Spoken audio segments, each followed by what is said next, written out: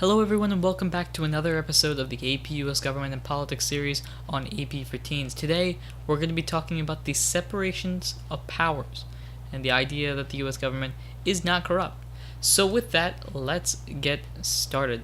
Now in the last video in the series we talked about the different types of federalism, grants and how they impacted federalism, and advantages and disadvantages of the whole federalism shenanigan. Today we're going to be talking about something different. We're going to be talking about the three branches of government. You can take a guess which three branches we're talking about here. And checks and balances. So with that, let's get started with this, splitting them up. Now, if you remember from an earlier video, Charles de Montesquieu was a French philosopher, and he was the one that originally brought up the idea of separation of powers. He brought the idea of separation of powers to the forefront of the framers of the Constitution's mind. There were three different branches of government in his ideas. There was the legislative branch, which makes the laws.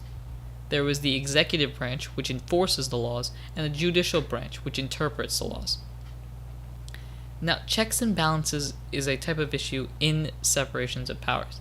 Federal judges, officials, ambassadors, each of them have a check and balance. So this is an example. The president gets to choose the federal judges, officials, and ambassadors. So the executive branch gets to choose the members of the judiciary. However, the Senate has to approve them, giving the legislator a check on the president's power. Another example is treaty negotiations. The president is the one that creates the treaties, so that's the executive branch having power. But 2/3 of the Senate has to approve that treaty before it gets taken effect.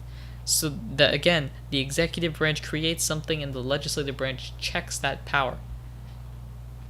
The idea of legislation works as well, and there's actually a chart here that we're going to go over that goes really slow. So in legislation, Congress makes a law. Now the president can either sign or veto that law.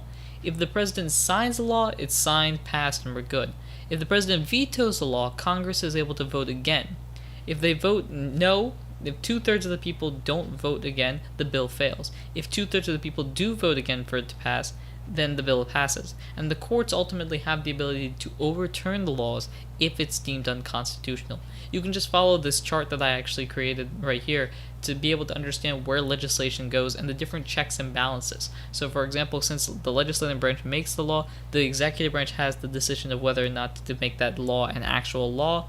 It can go back to Congress to make sure that if the president is abusing its power, Congress can recheck it and make sure that the bill is ultimately forced through.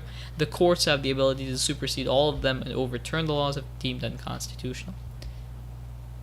That's going to wrap it up for this episode. It's a really short episode. As always, make sure you subscribe, leave a comment or like if you like the series or like the channel as a whole. Answer the question down in the comment section below. Thank you very much for watching this episode, and as always, take care.